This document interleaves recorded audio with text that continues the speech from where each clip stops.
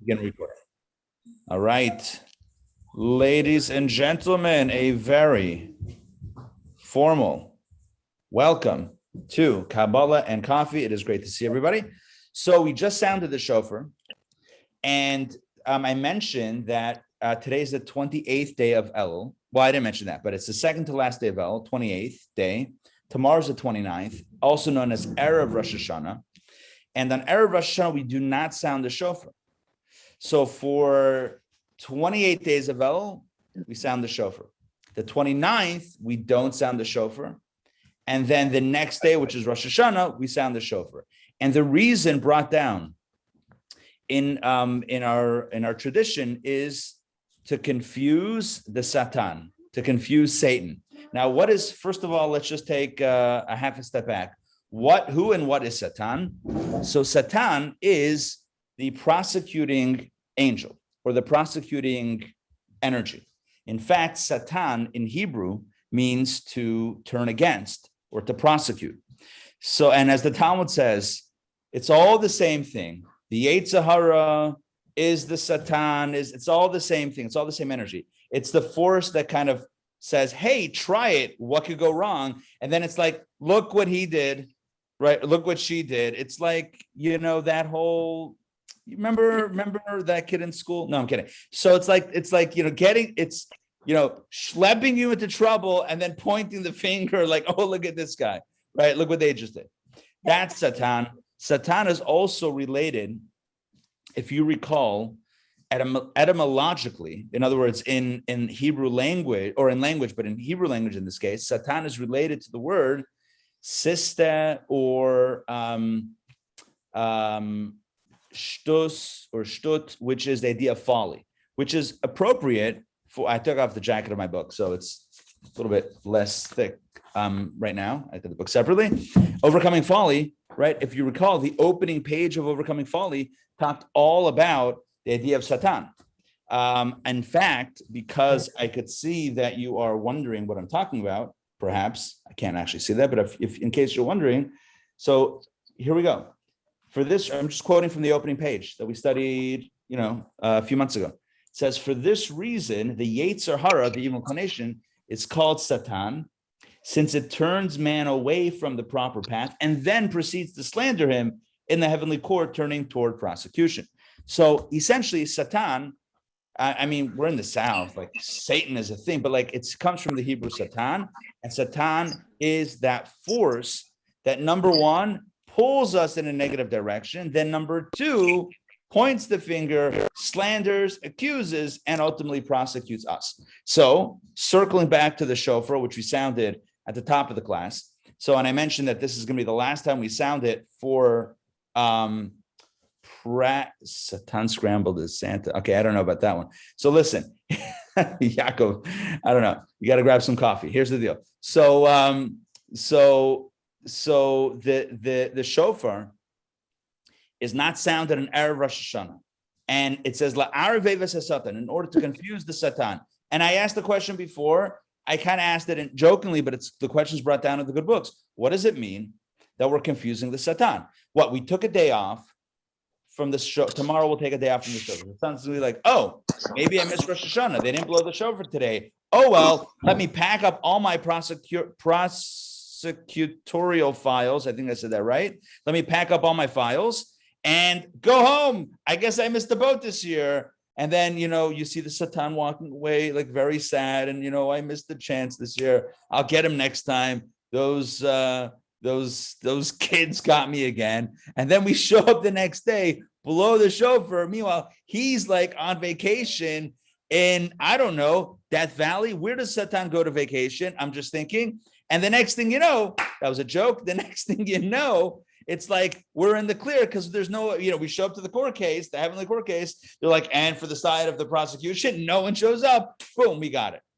Is that what's going on? Because you would think year after year, the Satan would actually, as I said before, just order the Chabad, just like put their name on the list, get the Chabad calendar, be like, bro, I know what's going on here. You're trying to fool me. It's done. So the truth is, the Rebbe discusses this, and the Rebbe explains that it's not a game. It's not a calendar, fooling situation. No, what it is the confidence. And it's the confidence that is intimidating.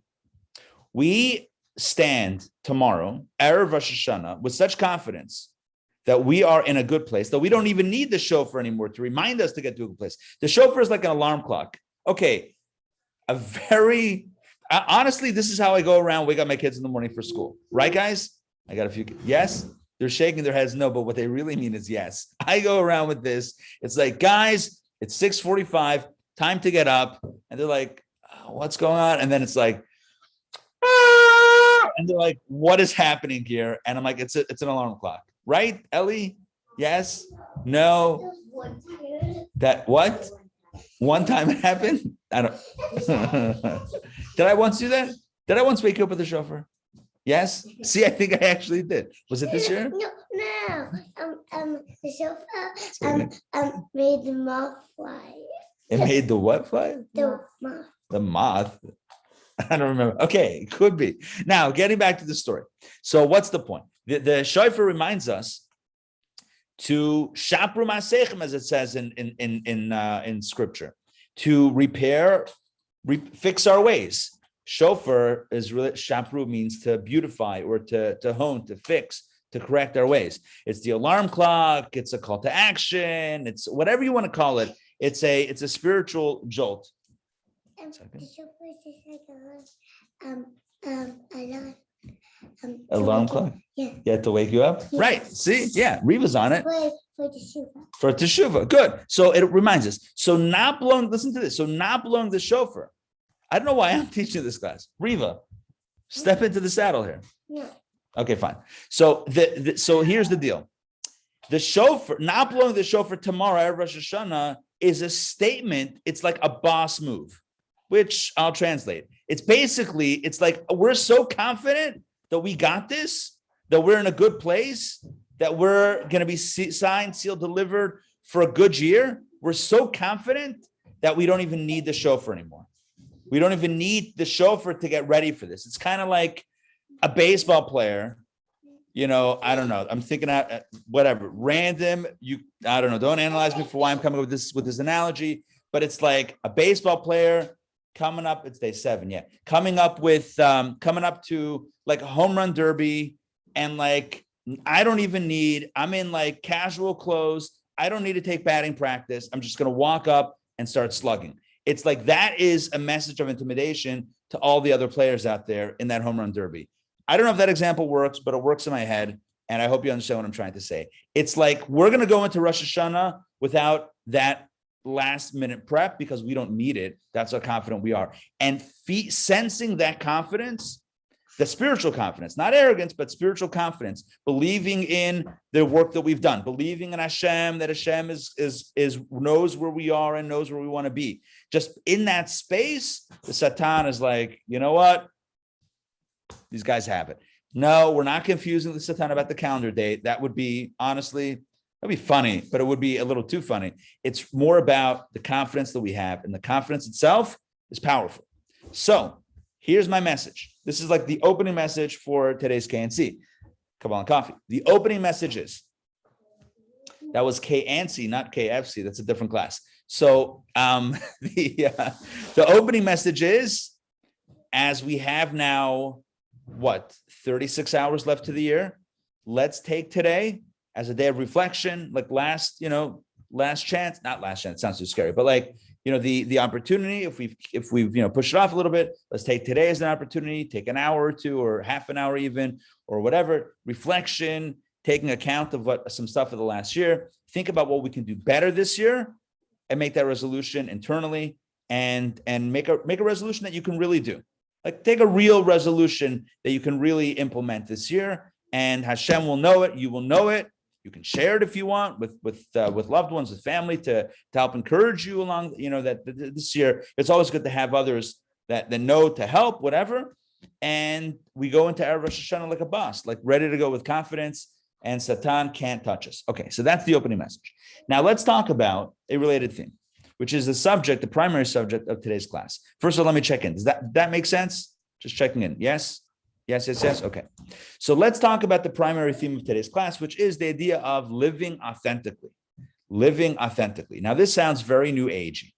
And in truth, it kind of is. It kind of is. Living authentically means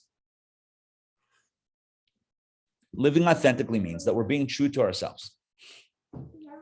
I've told the story. Well, okay, before I get to the story. So it means living true to who we are. Oftentimes, we go through life wearing masks. We put on a mask, we wear a facade, we fit into what we think others want us to be, and we end up living inauthentically, in other words, not authentically, and it does ourselves harm.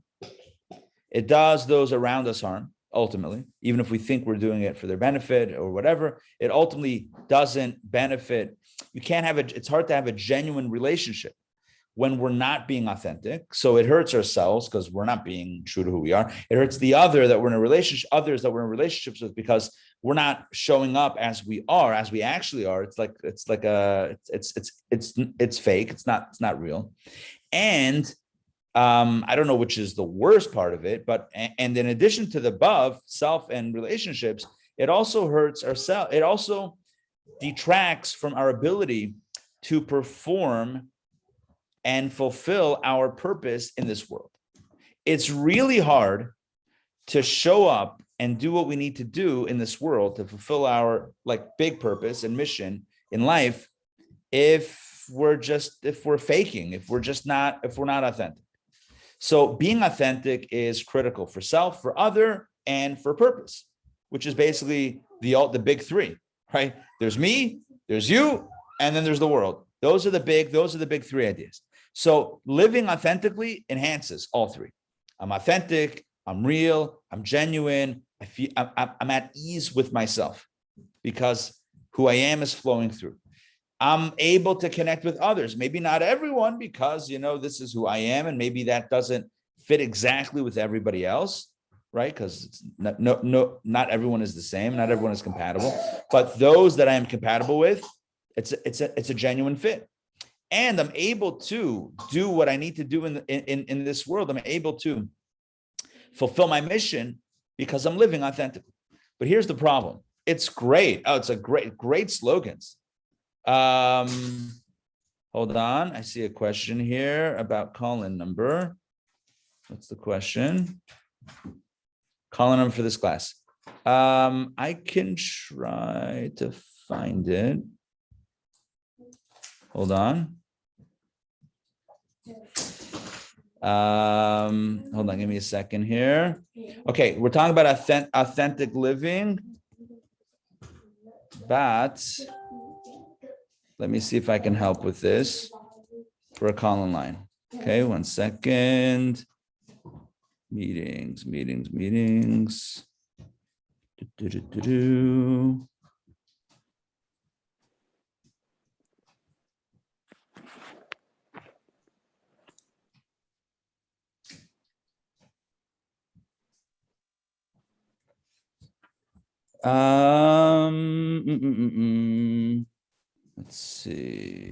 Let's see. Kabbalah and Coffee.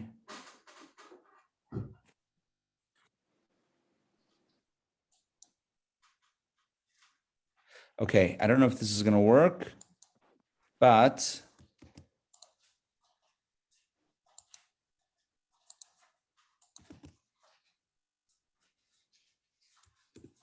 all right. I just posted in the chat. So hopefully that works. All right, back to our conversation. So authentic living. So it's helpful, primarily profoundly helpful, and profoundly life-changing to live authentic. And so it's a value. The question though is, here's what I was about to say. And it's great. It's an easy thing to say. It's like live authentically, be your authentic self. It's like live a genuine life. It's great, and it's true, and it makes sense, and it's wonderful. You can't argue with it. It's the best. But here's the problem. What happens when someone says, well, what is my authentic self? Right? Who is the real me? What is the real me? And it reminds me of the story that I like to tell. The story with our fellow Yankel who's going through an identity crisis. You probably heard me say this before, but it fits in this context. Yankel is going through an identity crisis and he doesn't know who he is. So his wife has an idea and she says, take this red string and tie it around your big toe. And anytime you have a question, an identity crisis question, who am I? Who am I? You just look down at your toe. You have to take off your shoes and socks, but you look down at your toe and you'll see the red string and I know who I am. I'm Yankel. Perfect. And it works. Week after week, month after month, it works. One day, he's by the communal bathhouse. And there he is, and he's doing his thing, and he's showering, whatever it is. And the next thing you know, the soap loosens up the red string around his toe. And, as soap and water sometimes does. And the next thing you know, it's floating downstream. And it somehow gets around someone else's toe. At some point, getting weird looks from my kids. Anyway, it's a story. Didn't have to happen.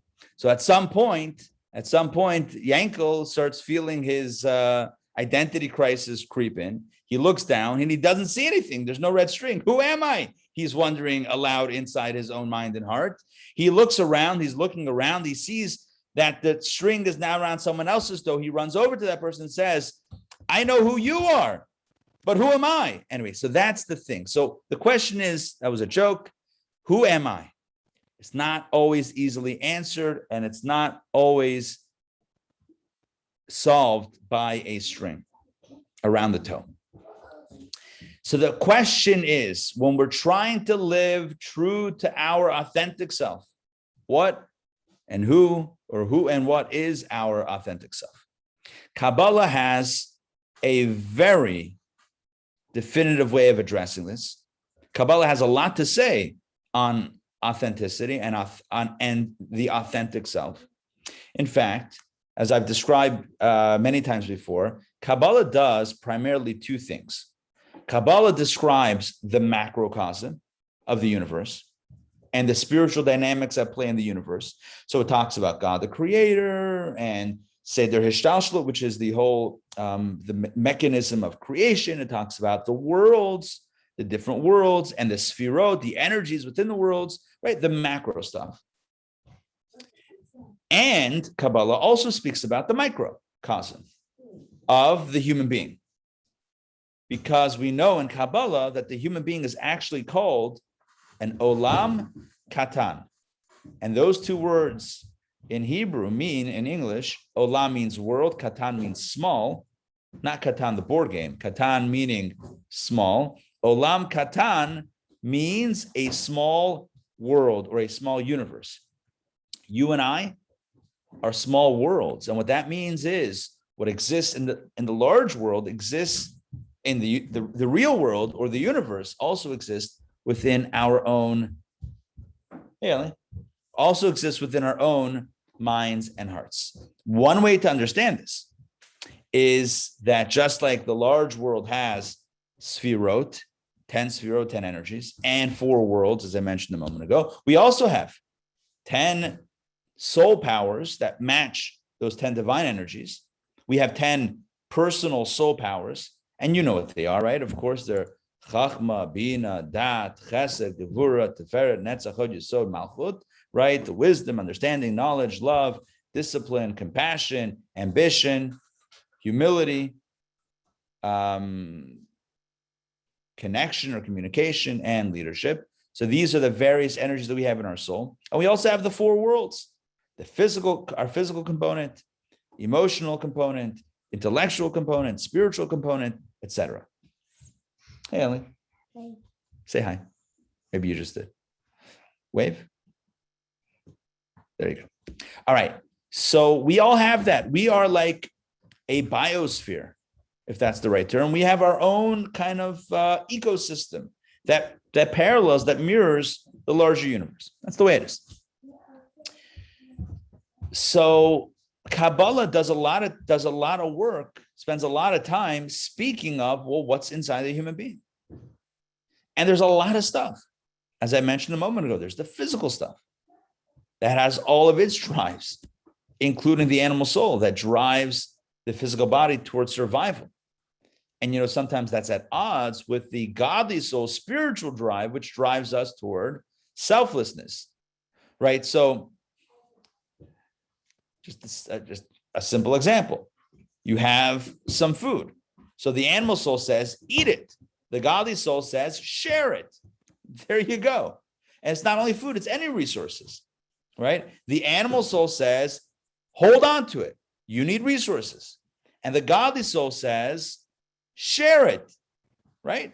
Yes, obviously you need resources also. You need to keep some, but let's think bigger. Let's think outside of self. Don't only think about self, think about other, world, purpose, mission, etc. So Kabbalah defines the self as being something that is a little complicated, multi-layered, multifaceted, but that has a definitive core, and that's what we need. That's the information that we need in order to truly understand what living authentically means from a mystical perspective, from a Kabbalistic perspective. Again, Kabbalah teaches that you and I are really complicated. It's a lot of different dynamics at play, but there is a definitive thing, or there is a definitive understanding of what is at the core essence, true, authentic reality of our being. What is that? You probably know the answer. We've talked about it before. We've studied it before.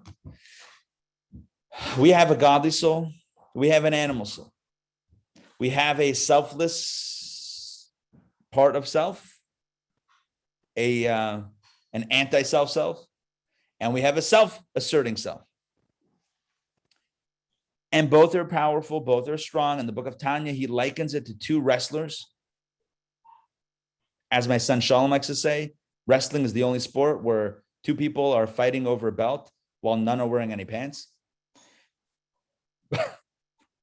Right, Sean? Did I get that joke right?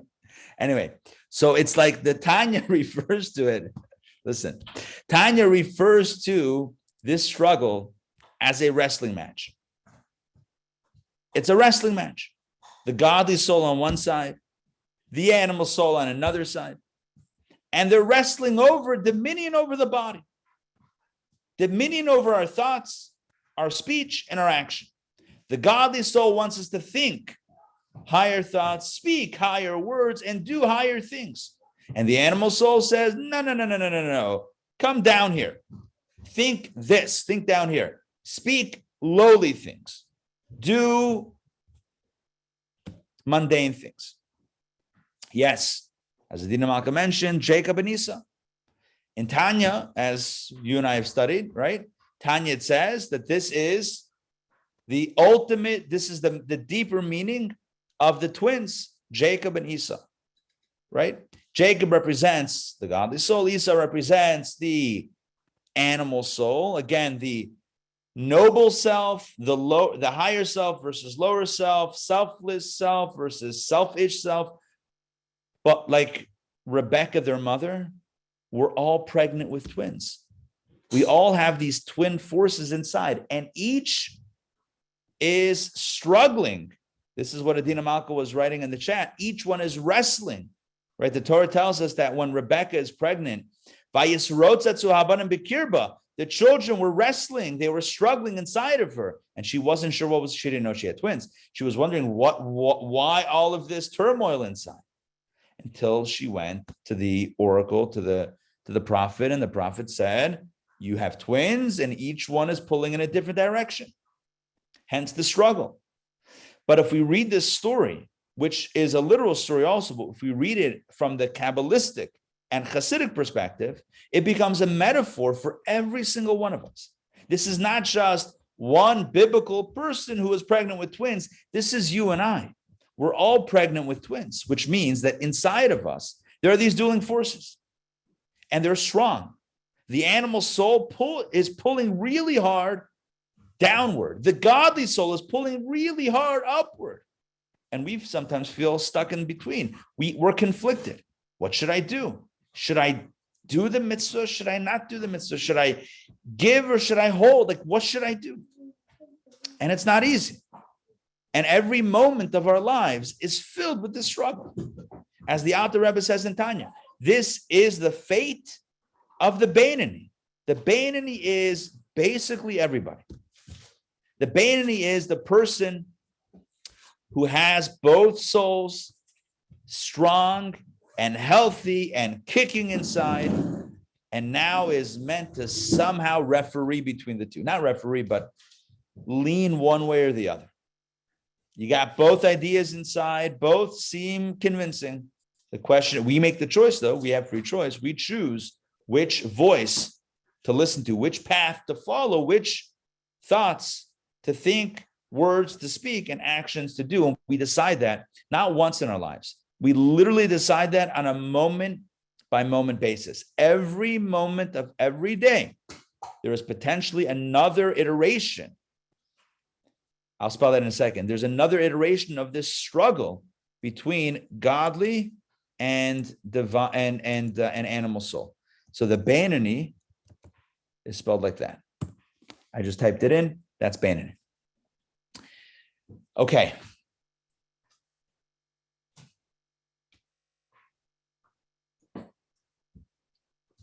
One of the big ideas of Tanya, and this is the main point, is that although we have two souls, do not think, do not make the mistake to think that both are equal and both are parallel. Although it seems like that. And if you only read certain chapters of Tanya, you might walk away with that impression that they're equal, powerful forces, godly soul, animal soul, godly soul, and they're vying for control over our minds, mouths, and actions, hands, whatever. But later on in Tanya, he says, you need to know, you and I need to know, we need to know that the core of who we are is a godly soul. It's not simply two dueling wrestlers. It's more like, I don't know of a good analogy right here, but the analogy that I'm thinking of is an onion. I don't know if an onion is like, okay, whatever. It's like an onion, something that has a peel to it, right? Not a peel, but a peel. You with me on that? Yes? All right, language. It's great. So there are layers, and you peel layers, and then at some point, there's a core. And what's the core? The core is the godly soul every day of the week. Even if somebody has piled up layer after layer after layer on top, not just the natural animal soul layer, but has through actions and choices throughout their life, has put added new layers of concealment to the core, never gets rid of the core. The core is always there, and it is the core. Even if a person doesn't see it or believe it, even if they deny it, it doesn't change the fact. So to give you an analogy, think of a precious metal, think of silver, think of a silver candlestick. Oh, might be some silver candlesticks right behind me, right? Think of a silver Kiddush cup. And think how naturally the way it works is with silver, it tarnishes, right? It turns a darker color. So what's the solution? You polish it. And what happens when you polish it? You restore that beautiful silver color. So what happens? Imagine somebody gets a set of pure silver candlesticks or a pure silver Kiddush cup. In Yiddish, we would call this leichter. It's the light, the candlesticks, and a becher. Becher would be the Kiddush cup. So leichter and becher, so pure silver. Let's say you get it as a gift. Person gets it as a gift. Let me just give you a better scenario. Let's say a bar mitzvah boy gets a silver becher, a silver Kiddush cup as a gift. Shalom, I'm not saying, you may or may not. This is not about you. This is a theoretical example. Shalom, in case you're wondering, Shalom's bar mitzvah is coming up in, please God, next month. Oh my gosh, did you know that? Are you ready? Yeah? No? Okay. All right. 23rd, October 23rd. Save the date. Okay, back to the story. Imagine a bar mitzvah boy gets the silver kiddush cup, and after 6 months or a few months or less, whatever, he notices it's beginning to tarnish. And it's getting to be a darker color, and it's lost its beautiful silver luster and shine. And so one day, his dad or mom walks in, and this young bar mitzvah boy is sitting at the table with those silver markers, the ones that you shake and it has the little thing inside. They go, ksh, ksh, ksh, ksh. You know what I'm talking about? Like the silver ink marker. And there he is. He's repainting it with silver. You'll be like, facepalm, like, no, you don't need to do that. Hold on, slow it down. You don't need to cover it with silver. All you need to do is uncover the silver. You with me on this? You don't need to cover. You don't need to layer silver on top. You just need to uncover the silver that is really and in fact inside. So, yes, Adina, I'll get to that in a second. So what is life about? And what is life as a Bannony about? It's about peeling back the layers. It's about polishing the silver, taking off the layers of tarnish, and understanding that we need not be embarrassed about the tarnish. Because, like with silver, it's a natural fact of life. You have silver, it will tarnish, and it's not your fault. You didn't do anything wrong. That's the nature of the substance. The nature of life, human life, is that we have an animal soul and we have an evil inclination, and there's all this stuff that, opposes what's right and beautiful and true and authentic and internal. There are all these other forces that cover and conceal, and our job is to polish, to take off those other layers and to reveal what's inside. So here's my point.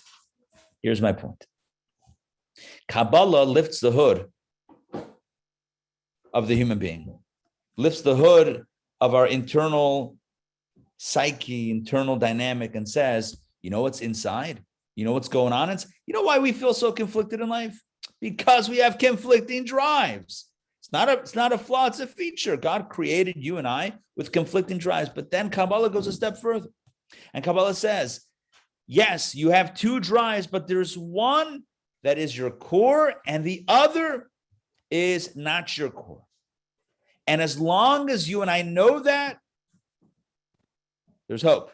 What I mean by that is we have ourselves a belief in ourselves. In other words, we have an optimism that will be unshakable when we know that our core is pure. If we at any point doubt that, then we're in trouble. Because not only is there now this other force, but we might believe that the other force is stronger or more essential or more innate than the godly core. I want to say this in simple terms. Freud discovered the id. Kabbalah tells us about the yid. That's what it comes down to, right? That's what it comes down to. Freud said, you know what's at the core of human beings? Oh, all this ugliness. And Kabbalah says, Dr. Sigmund? Yeah. Keep on digging. You stop digging when it got a little dirty. Keep on digging. You stopped at one of the many layers of tarnish. Keep on polishing, keep on digging, and you'll find a pure core. In my opinion, one of the greatest gifts that you can give yourself, that we can give ourselves this holiday season, it sounds literally like a commercial. This holiday season, treat yourself to a gift. What is in my opinion, one of the greatest gifts we can give ourselves is the gift of knowledge and awareness and really acceptance to know who we really are, that we really are a beautiful, godly, divine, spiritual, holy being. That's our truth. Coupled with that knowledge is the knowledge that we're not always going to show up that way. And the reason is because there's other layers on top, or that can sometimes conceal. And that's okay. Well, it doesn't mean lean into the net to tarnish, but it means to understand it for what it is, and to then spend our time, spend our energy, focus on a daily basis, polishing the silver, trying to remove the layers of tarnish and jump in to that good place. That's life. That's life in a nutshell. So the gift that we give ourselves this holiday season, as we approach Rosh Hashanah, coming up in 36 hours, right? Less than 36 hours now. Rosh Hashanah is going to begin tomorrow night. 36? Yeah, 36 is in the night tomorrow. Tomorrow night. Oh, very smart. Riva, can I see that for a second? Ooh, we're going to show everybody what this is. All right, we're taking a quick break. This is a message from our sponsor. It's a beehive. Beehive? Yeah. Love it. And what goes inside of it? Real honey. Real honey. Can I open it? No. Yeah, you can. I can? Yeah. I don't think I am going to. We'll wait for this is a mom thing. Okay, so this is Riva's. Oh, be very careful though. Okay, it won't work. Okay, so it opens. This is for the honey, for the apples and honey. This is really beautiful. I love that. Okay. I couldn't close it. So you can give yourself one of two gifts, maybe both. Gift number one is that really cool thing, that really cool honeybee honey jar for your apples dipped in honey for the sweet new year. But for a spiritually sweet new year, right? In addition to Riva's honey situation, for a spiritual new year, it's about, yes, it's about giving ourselves the gift of, I don't know how to say this in one word, not acceptance. It's more than knowledge, awareness, connection with truth, but that's too many words, whatever. It's all of the above. It's the gift of knowing who we are.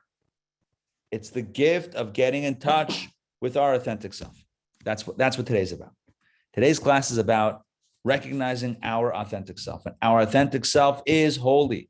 It's divine. It's pure. And it's sweeter than honey. Almost as sweet as honey. Yeah. That's who we are. Everything else, it's also in us, but it's not who we are. It's part of our reality, but it's not the core.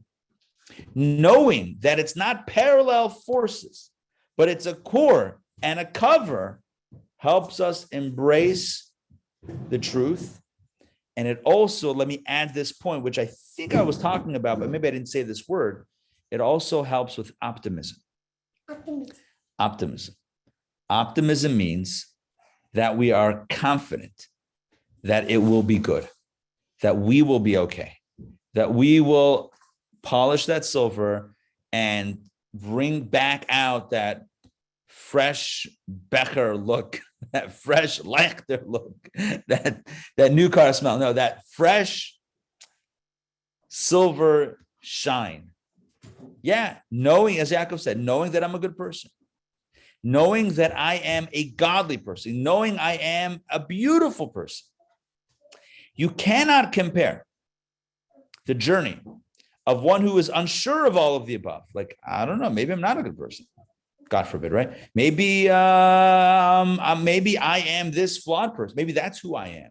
And maybe the good stuff that I do is a mask. Maybe that's the mask over my true, ugly identity. Gewalt, we should never think like that. Again, this is where Kabbalah and Hasidic philosophy may differ from other takes on human personality or defining the human being. And that's okay. That's okay. Judaism has a unique take. Kabbalah has a unique take. Kabbalah's take is we are at our core holy, beautiful, pure, and divine. This affects the way we think about ourselves this new year. How do we stand before God?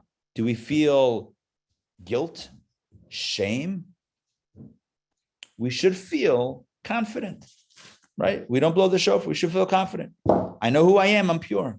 Yes, I have layers, but they don't define me. And my commitment this year is to keep on polishing, to polish a little bit better this year than I did last year. That's a completely different take than I'm a bad, God forbid, a person thinking or saying to themselves, I'm a bad person. I have all these things I messed up. Will God even accept me? Will God put me in the book of life? I mean, that's not an optimistic perspective. And that's not the mystical Hasidic Chabad perspective at all. The Chabad perspective is the mystical based on Kabbalah is that we are pure inside. We are holy inside. We are good inside. And thus we stand on Rosh Hashanah and every day declaring to self and to God that we're showing up with our authentic self, trying to show up at least with our authentic self, and the rest we're going to polish. It destigmatizes the layers. Doesn't define me. So often, what gets us stuck is not the tarnish, but it's how we feel about the tarnish. It's not the actual stuff. It's how we process the stuff. It's like the stories that we tell ourselves about the stuff that really gets us stuck. I hope that makes sense what I'm trying to say here. It's like we once had a class, one of the JLI classes. I don't remember which one, and I don't remember the exact quote. It was from one of the Hasidic rabbis who said, not necessarily Chabad, but one of the Hasidic masters said the Yetzer Hara, the evil inclination, doesn't actually care about the sin. It cares about how you feel about the sin. In other words, the agenda is not the sin itself. The agenda is the person should mess up, and then they're going to spiral out of control, feeling bad and guilty and whatever about that. And that's worse. That's more devastating than the actual sin. Again, it's the tarnish versus how we feel and interpret the tarnish. Because if we understand the tarnish is natural, and our job is then to polish it, there's no emotion there. We don't get caught up in like guilt and shame, like, oh no, my Kiddush cup has tarnish. It's like, yeah, of course, you just need to polish it. It's like not a big deal. It's like, oh my gosh, my car, I've been driving it, and now my car is not clean on the outside. It's like, yeah, of course not, because you were driving it, right? So like, obviously, what's needed is a car wash, right? Don't feel guilt or shame. Just get it clean it yourself, or have someone else. Like it's not. When we get stuck in the whole pathology of it, it's like, oh, this means this, and oh, you're tarnished. That means that you're tarnished. It's like, no. It's normal. It's natural. Let's get over it. Doesn't mean to accept it and say, I'm not going to try to polish this here. What it means is that we recognize that the work needs to be done, and we destigmatize it, and we take out the emotional weight of it. So when I say that it's okay to have tarnish, what I mean is that we accept it as our work, as opposed to our shame. It's the work that we do, and it's not shameful work. It's the work that we do, knowing that we have that pure core inside. So what does it mean to live authentically? To circle back to how we started this conversation. Living authentically means that we recognize, again, from a Kabbalistic perspective, this is Kabbalah Coffee after all, right? This is not some other class you get, maybe some other take. But at Kabbalah Coffee, what Kabbalah teaches is that the authentic self, our authentic self, is pure and holy and divine. It's godly. Our godly soul is our true essence. And the more we lean into that, the more we recognize that, the better off we are on every single level.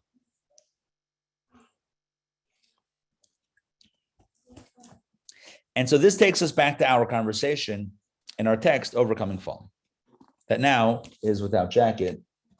The jacket's here. In Overcoming Folly, we've been speaking about alternative methods to gain divine energy.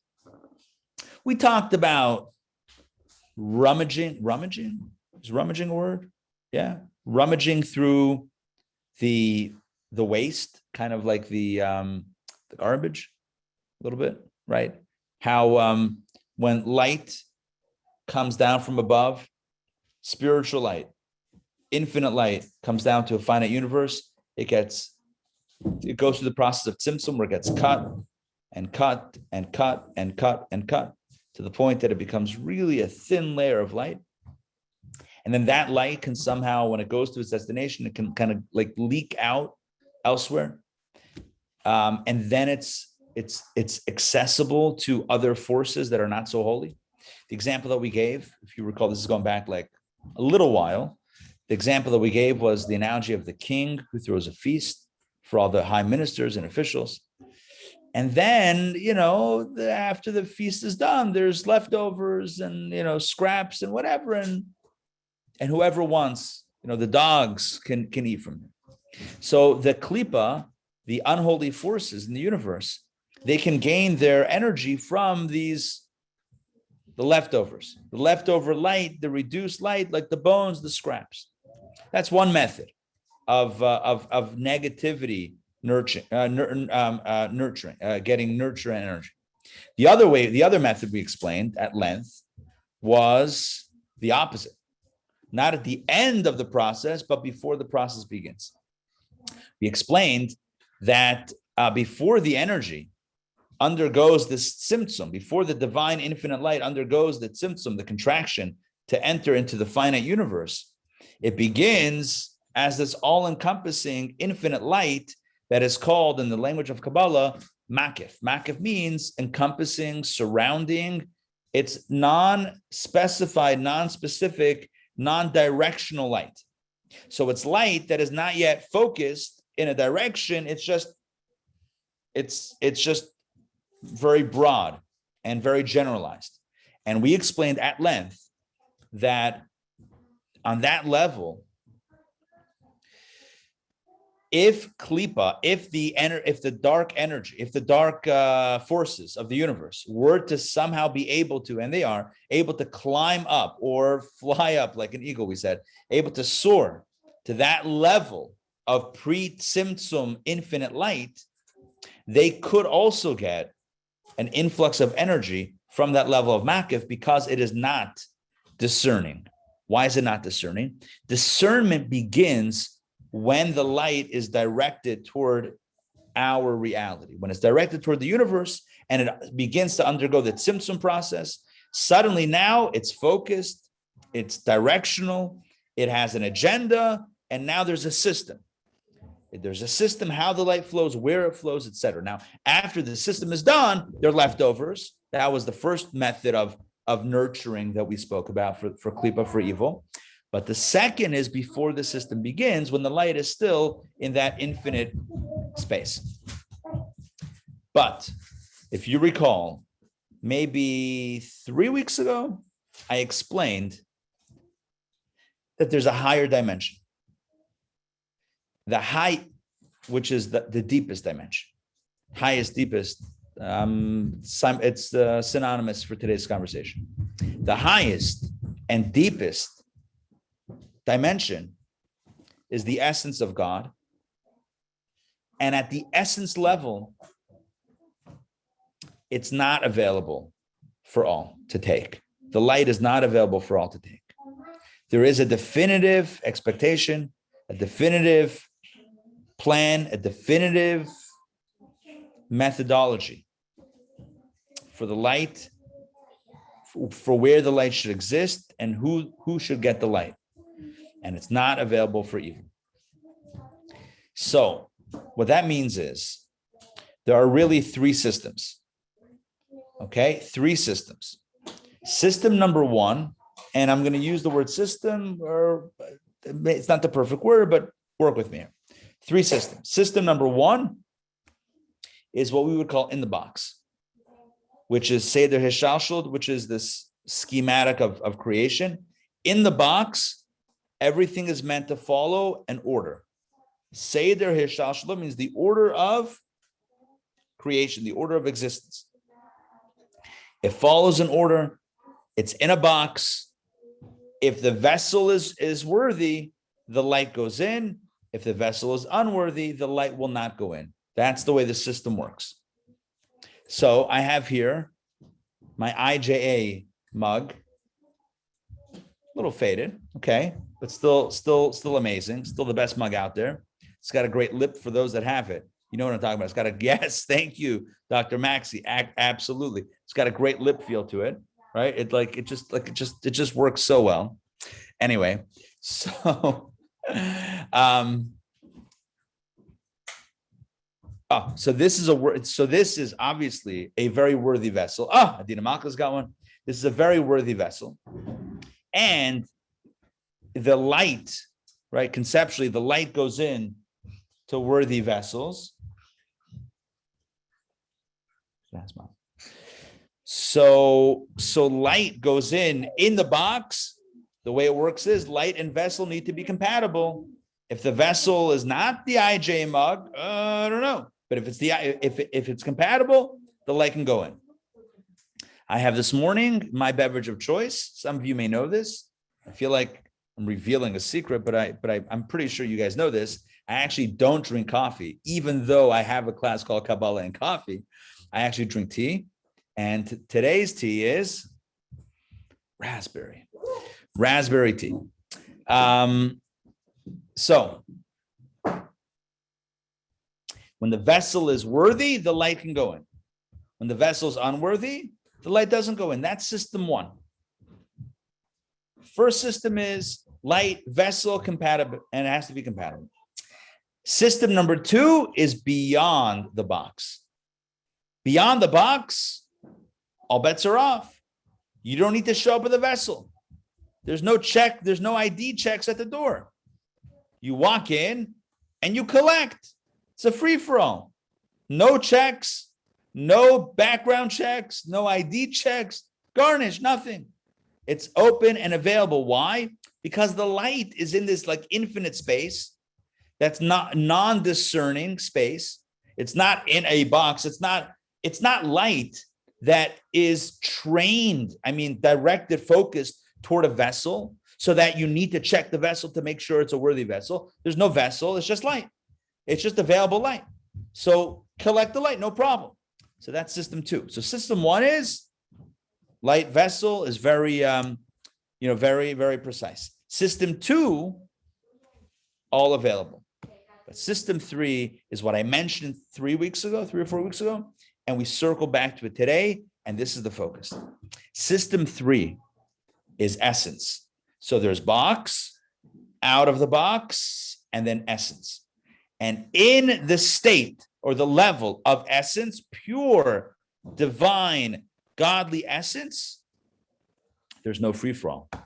There's no free-for-all. It's authentic.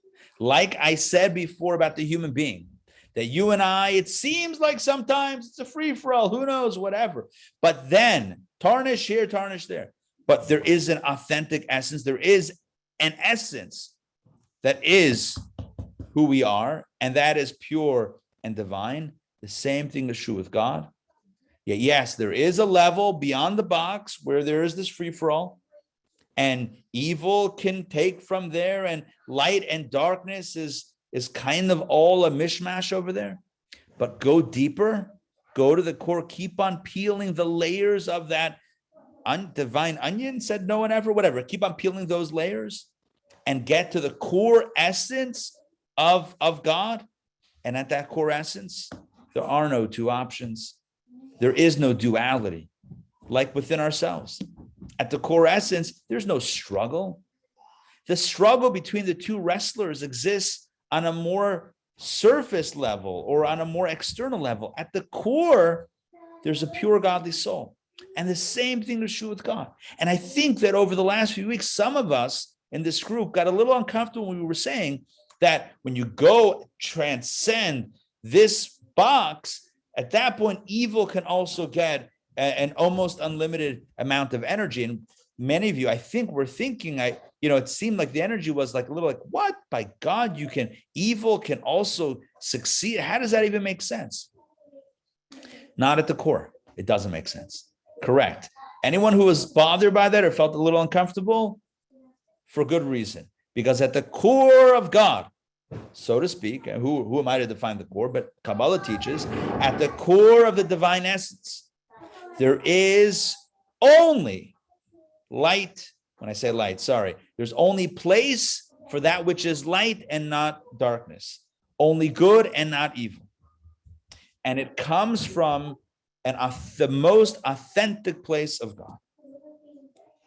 So yes, there is a place where it's a bit random theoretically, but at the core, it is purely a choice of good. To circle back to terminology that we used a few weeks ago,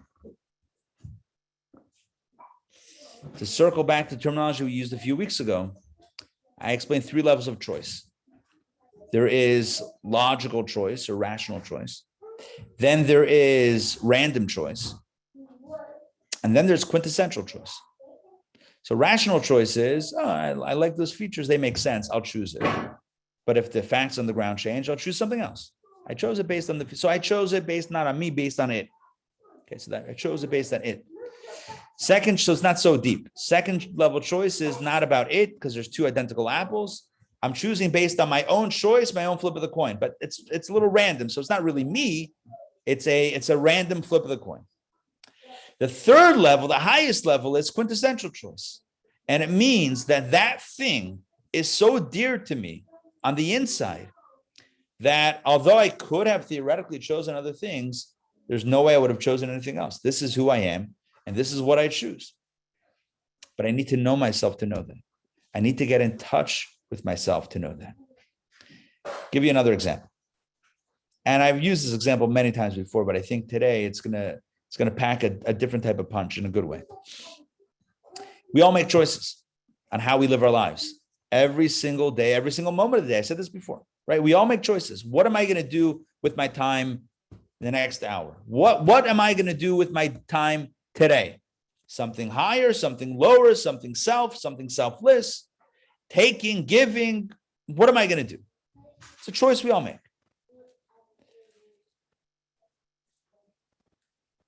And in our minds and in our hearts, we might think these are equal choices. I could choose this, I could choose, and honestly, for most of us, I would say it vacillates.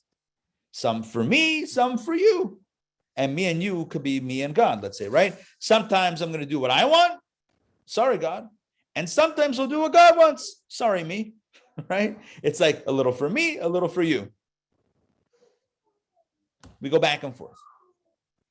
But what happens when our authentic self shines through? What happens when we get in touch with the core essence of our being? What happens when our quintessence is awakened? There's no other choice. And the example for this brought in Tanya is when historically, when the Jew was told that they have to renounce their faith or be put to death. And the Jew said, I will not renounce my faith, come what may. In other words, every other day there was a choice for what's good for me or what's good for God. But when the core is touched in a do or die moment, and the core essence of the soul is the tarnish, the layers are peeled away. And now what you see, what's exposed is the core of the soul. There's no choice. What I mean by there's no choice, there's no other option. The choice is an absolute declaration of self. This is who I am. I am nothing but who I am. I cannot pretend, I will not pretend to be something that I am not. This is who I am. That's what Mesiras Nefesh is. That's what self-sacrifice is. It's about proclaiming and declaring loudly and proudly, this is who I am. This is my authentic self. Come what may, I'm not going to mask it. I'm not going to hide it. I'm not going to conceal it. This is who I am. When that happens, it's an absolute game changer. It's an absolute game changer. But the truth is that we're not always living at that level. We're living on a level where there's the tarnish and there's the silver. And we see a little bit of both. And we give energy a little bit to both. So what's the idea? The idea here is that we're getting in touch with who we really are. And in that process of getting in touch of who we really are, we assert a choice of self to which there is no opposition. And the same thing is true above. 3 levels of choice within self, 3 levels of choice above. There is the rational choice. Yes, light is better than darkness. There's the random choice where flip of the coin, it could go either way. Darkness also sometimes wins, sometimes heads, sometimes tails. But then the deepest level of quintessence is where there's no other option, not because it looks better, it looks shinier, this, that, but because that's who God is at the core. God is aligned with goodness. God is aligned with light. And that's at the core. All right. So now with this in mind, I think we can jump inside to our text and read together. Okay, but before we do that, let me jump in and ask you guys to unmute if you have a question or a comment. Jump in with questions on what we just studied, please. Just say that how beautiful is this class. It's like the preparation for Rosh Hashanah with light, with love, and thank you very much. Thank you, thank you, thank you. Rabbi, what is Nephir Nephishness? I didn't understand that term. Nephishness or something? Oh, Nefesh HaBahamis. Did I say that? Yeah, how do you spell it and what is it? Got it. It is the animal, it's the animal soul. Nefesh HaBahamis, animal soul. Is my screen frozen? Or can you guys? Black right now. It is black right now. Interesting. Okay. Maybe my bandwidth is getting killed. Is everyone online? Yeah, it was frozen a few minutes ago, but you were still talking. Okay. Now it's black.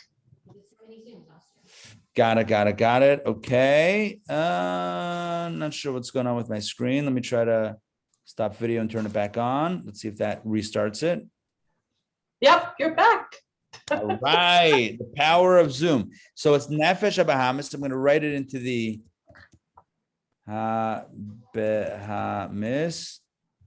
Not like Bahamas. That's something else. Nefesh HaBaham. I'm going to go Bahamit. Nefesh HaBahamit. Okay, I'm writing in the chat. Nefesh means soul. HaBahamit means animalistic. So that is the animal soul, but that's just the Hebrew way of saying animal soul, right? An animal soul is not bad. It's just self-oriented. It's about self-preservation.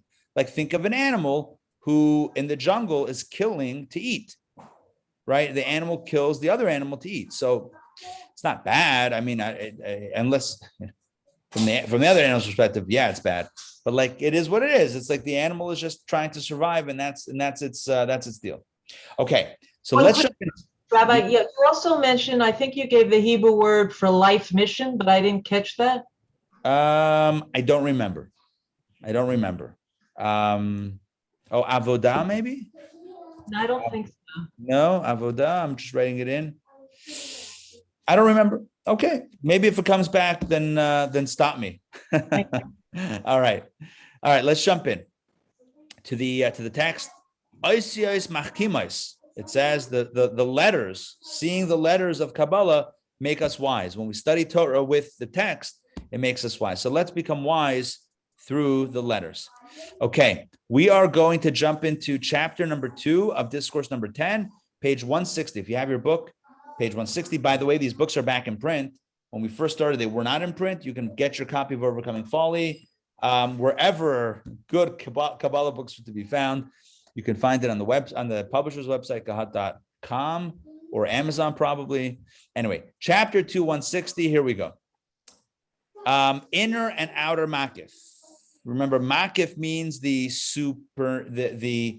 transcendent, and the transcendent level. We said it could go either way, but that, as we'll see today, is only the outer external level of makif. The inner makif only goes one way. That's the authentic self of God, and that there's only one choice. So here we go. Let's read that inside here. Within the inwardness and essence of the infinite light, you see that inwardness and essence, authentic self of the infinite light. Those who perform mitzvot occupy first rank. What that means is aligning with godly values, right? And the way he's referring to that as performing mitzvot, but it's certainly it's aligning with divine values at its core. That is what the inwardness and essence of the infinite light is all about. So yes, there is a random light generator element to it as well, but that's outer makif. The inwardness and the essence of this infinite light is actually reserved for aligning with that truth. All we have said before, Discourse 9, Chapter 3, about everyone, right, being able to receive from the makif, even klipot and the sitra achra, that refers only to the external aspect of the makif. This sentence is really important. In other words, everything that we discussed the last few weeks about it being a free-for-all, anyone who wants evil, negativity, darkness, anyone can access the infinite light or the makif light. Yes, that was only the external aspect of the makif. However, within the internal aspect of the makif, in other words, the quintessence, the authentic self of the makif, the intention is unequivocally for the fulfillment of Torah and mitzvot. Take a look at where this idea is found, not just in Kabbalah, but in the Midrash. Now, you and I know that the Midrash is the allegorical teachings of the Torah, or the allegorical interpretation of the Torah that contains many mystical secrets. By the way, this reminds me, I'm going to stop sharing for a moment. Raise of hand, who remembers when we recently did a course called Curious Tales of the Talmud? Yes, you remember we did that course recently, Curious Tales of the Talmud? Okay, so my intention is, we did 3 sessions on that. I want to do another 3 sessions because part of that course, it's not just about the specific themes. The overarching idea of that course is that even in Talmud, which is primarily focused on Jewish law, you have beautiful and deep secrets, mystical teachings contained in the stories of the Talmud. Same thing is true with the Midrash. The Midrash, although it's not necessarily synonymous with Kabbalah, but it contains many mystical secrets that align with the teachings of Kabbalah. Here we go. The Midrash states the following. This is on really the second verse of the Bible. So the first verse is, in the beginning God created heaven and earth, and then it says the world, va'aretz haita tohu vavo. The world was formless and void. So the Midrash says, what does that mean? The world was formless and void. This refers to the actions of the wicked, right? So evil is formless and void. It's, negative, dark, vacuum, whatever. Then God said after that, let there be light. This refers to the actions of the righteous. So the Midrash says, let me break this down. The Midrash says that in the account of creation, in the first few verses of Genesis, we find a reference to evil and to good. The first mention is the world was formless and void, wicked. Then it says, God said, let there be light, righteous. The Midrash says, but I do not yet know which he desires. God created both, the capacity for evil, the formless and void, and the capacity for good, let there be light. So I don't know which he desires, whether these actions are these. God created evil and good, right? We've talked about this many times. God creates free choice, and free choice means there's this path that's available and that path that's available, the good and the evil. So the Midrash says rhetorically, I don't know which one he likes. He created both. Maybe evil is the option that God wants. But then the Torah says, God saw the light, that it is good. That verse shows us that he desires the actions of the righteous and does not desire the actions of the wicked, right? It says that God created the void and God created the light.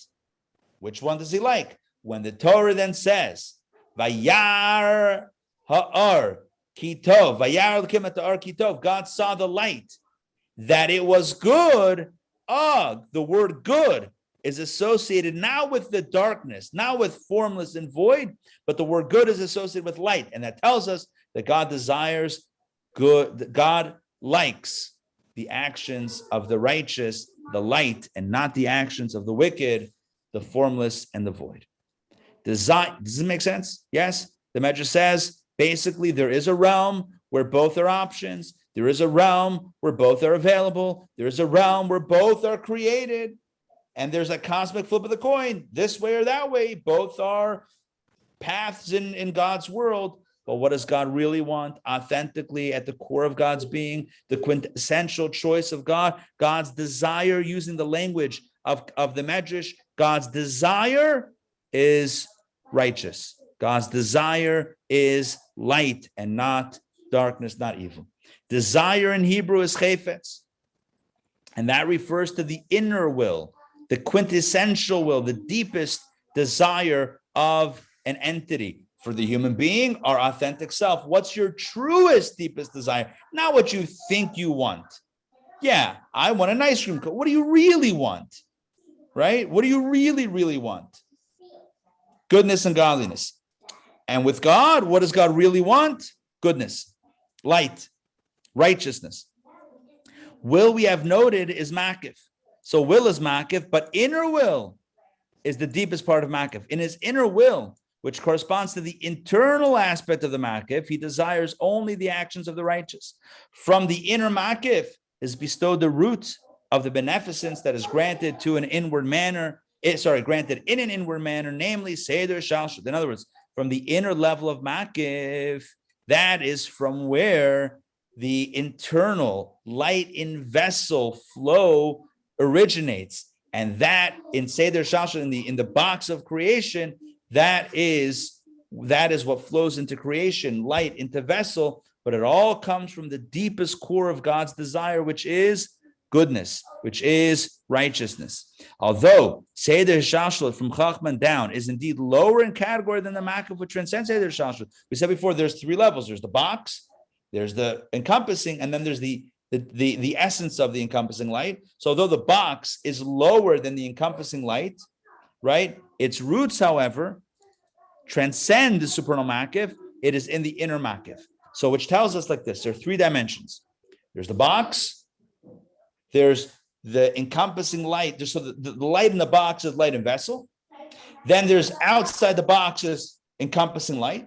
And then there's the deepest essence, the highest level, deepest level, whatever you want to call it, the deepest core essence, which only desires the righteousness, goodness.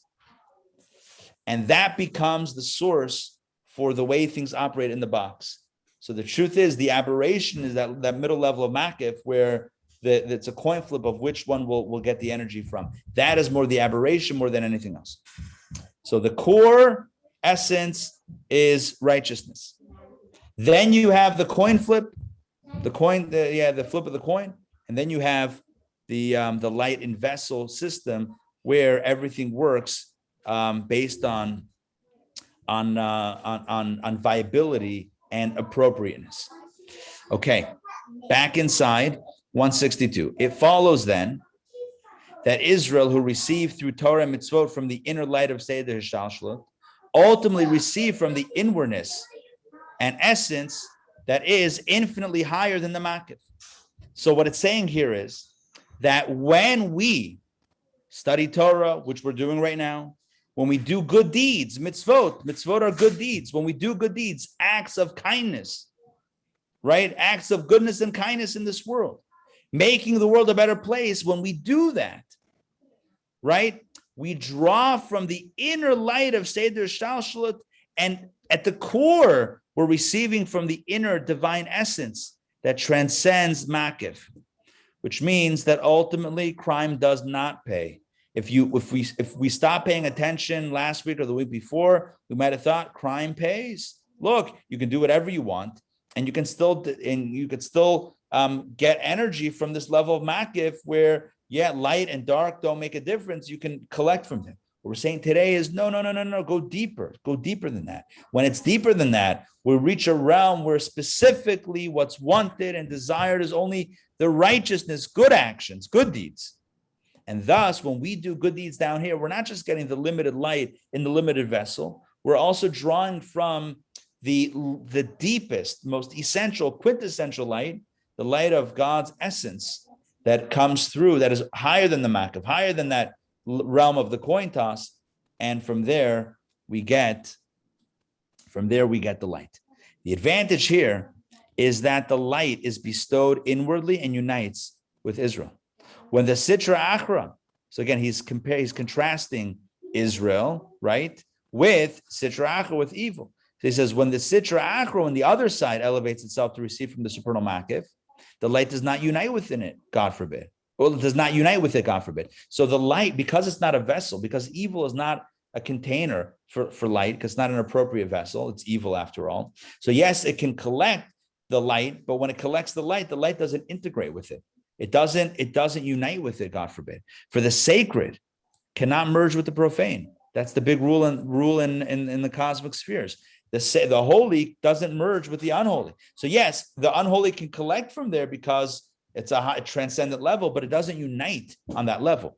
Particularly since this is an encompassing illumination, it's a level of makif, not an inward and permeating one. So the light is totally distinct from the Sitra Achra, and it has no relation with the light in any form. In other words, the Sitra Achra, has no relation with the light in any form. So yes, evil can gain energy and vitality from that realm, but the energy and vitality it receives, number one, is ultimately not sustainable. Number two, it doesn't unite with it.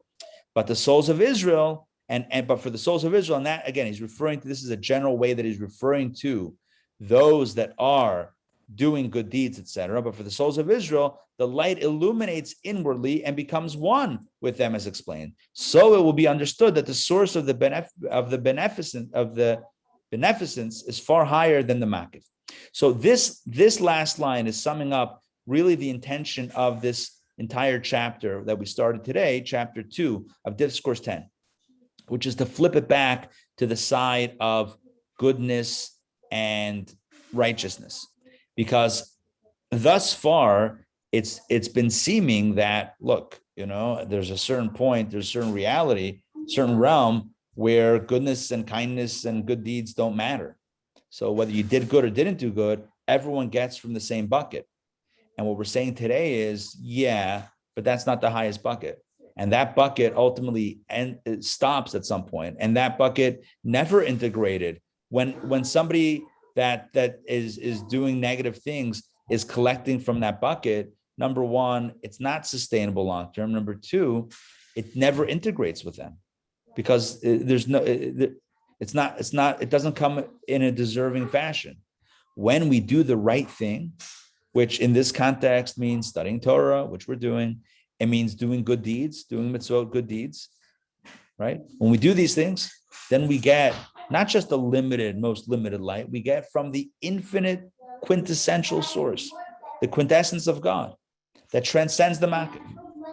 This explains the verse, God shall not will to forgive him. What does that mean? Only idolaters of the hinder part and externality can also receive from the externality of the makif, from where their beneficence is derived. Israel cannot receive from this hinder part, but from inwardness, and the inward demands a vessel fit to accept the light of vitality. So he says like this: the realm of unholiness, yeah, it can trudge along, whatever the expression is, from that level of makif, nurturing from that energy. But you and I, it's not sustainable to take from that level in an undeserving fashion. That runs dry. It doesn't integrate. It doesn't synchronize with who we are. It doesn't speak to our authentic self. Melding ancient Kabbalistic terminology with the way I've described it today, using modern terminology, what this chapter is saying is that as long as we're not being true to our authentic self, we might make a lot of money, we might get a lot of honor or praise, but we will not ultimately be satisfied. We will not ultimately be happy, because all that other stuff doesn't really integrate as long as we're not being true to our authentic selves. And that's why you find the concept. I can't say definitively, but one way that this might express itself is in the midlife crisis. Not every midlife crisis is the same, but what might a midlife crisis look like? It might look like a person realizing that, yes, they have the job, they have the career, they have the money, they have the house, they have the car, but is this what I want for my life? Where does that come from? And by the way, let me just tone this down for a second. This is not good versus evil. This is authentic versus inauthentic. That's what I'm trying to bring this back to. Authentic versus inauthentic. And midlife crisis means a personal way. One of the expressions could be, a person wakes up one day and says, I'm not living authentically. This is not what I want to be doing. Yes, I might be successful, but this is not who I am. This is not who I want to be. This is not what I want to be doing. But sometimes a person doesn't even know why they're going through this crisis. A person doesn't even know why they're questioning everything and why they don't feel good, because everyone else says, oh, you should be happy. And based on the checklist, right? The checklist that the world gives us, society gives us, all the boxes might be checked. I mean, please God, right? So it should be, right? That all the boxes are checked. So then why am I unhappy? So what's wrong? The question is, what's going on inside? What's at the core? Are we accessing the quintessence of who we are? Right? Are we accessing the godly soul inside? Are we expressing the godly soul inside? Are we giving a voice to the inner core of who we are? And if the answer is no, then it makes sense that we're unhappy. Why are we unhappy? Because the core being of ourselves is not being nurtured. We're not accessing our authentic self. We're not living true to self. So you Google, I mean, you could, if you want, right? Living authentically or advantages of living authentically. You find lists, checklists. Oh, here's, if you live authentically, this happens and that happens and this good and that good. But for you and I, we have a spiritual understanding of what that means. Living authentically doesn't mean, I decided I want to be an artist. So now, I'm going to paint, or I decided I want to be a lawyer. So I'm going to practice law, or I decided that I'm going to be it's not about what we do in a vocation. It's about who we are inside. It's about giving rise to our spiritual core essence. That's really what it means to live authentically. And that ultimately should express itself in our art, in our law, in our account, whatever we're doing. But the authentic self can express itself through that. And that is the magic combo. When we're living authentically, when we're tapping into the authentic part of self, and that channels itself through what we're doing, that's the best. We don't need to change jobs necessarily. We don't need to disrupt our lives. It's just about getting in touch with who we really are, and from there, allowing it to inform our lives on the outside. So what this means, practically speaking, connecting the modern with the ancient Kabbalah. What we're saying today is, yes, there is a way to live for a certain amount of time, in this place of discord, in this place of vacillation between light and darkness and good and evil, and sometimes evil prospers. Sometimes good finishes first. Sometimes evil finishes first, ends up in first place. But that ought not be the model that was strived for, because that is ultimately not sustainable, because it's coming from this place of makif above that is really, although it's a random light generator, so anyone can get theoretically, it's not a sustainable source, and it's not what we're meant, not how we're meant to live. We're meant to live in a way that the light integrates with our being, not in a way where there's all of this discord and chaos. And thus, living authentically means that we're tapping into the beautiful core inside, which taps into the quintessence of God, and doing so allows us to tap into the greatest blessings. And so as we get ready for 5782, the new year, I have my shofar here at the ready. Not going to sound it again, but it's the symbol of the new year, for me at least, one of the strong symbols of the new year. As we get ready for 5782, let us recommit ourselves to, number one, recognizing that we are beautiful inside. And along with that, they are also beautiful inside. Who's the they? The other person. Every other person. It's beauty inside. Let's judge ourselves with love and compassion, knowing who we are. Let's judge the other one, the other person, with love and compassion, knowing who they are. And the more we get in touch with our authentic self, the more that can express itself in everything that we do. So when we're creating, when we're working, when we're eating, when we're vacationing, when we're socializing, whatever we're doing, it can come from our authentic self. we're happier, others around us will be happier, our relationships will be stronger, and we'll be more effective in creating the change in this world that we were meant to create.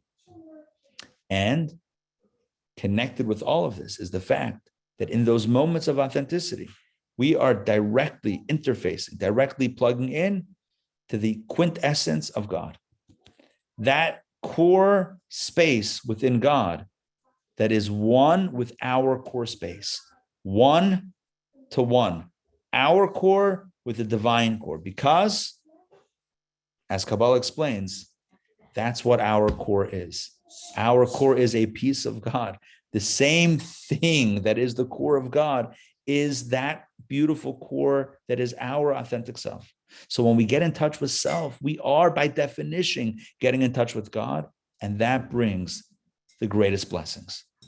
I want to wish all of you, all of us, a ksiva v'chasima tova, l'shana tova u'mesuka, a gut gebenchiar. We should be written, inscribed, sealed, and delivered for a good year. A year of blessing. Number one, a year of good health. Number two, a year of happiness, but true happiness that comes from knowing who we are and living with that core. A year of blessings and abundance, physically, spiritually, and the physical and the spiritual together. And it should be a year of sweetness where we have no more sorrows, no more loss, no more pain, no more trials and tribulations, but only goodness and kindness and blessings. And I just want to share also that these sessions are very meaningful to me. The opportunities that we have to study together Sunday mornings are very precious and very dear. And I want to thank you all for being part of this and part of this family. So thank you very much for being part of it. I will also mention that as we enter New Year, there's a lot of need in the community and a lot of need in the work that we do. So if your heart inspires you, please join our campaign for the new year. You can help give at intownjewishacademy.org/donate to help us as we begin this new year with inspiration and positivity for all of us, for our community and our extended community.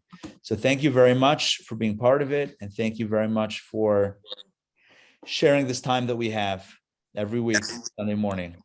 Lots of blessings, lots of love, and Shana Tova. Shana Tova. Shana Tova. Shana Tova. Thank you Shana very Tova. much. Shana Tova. Everybody.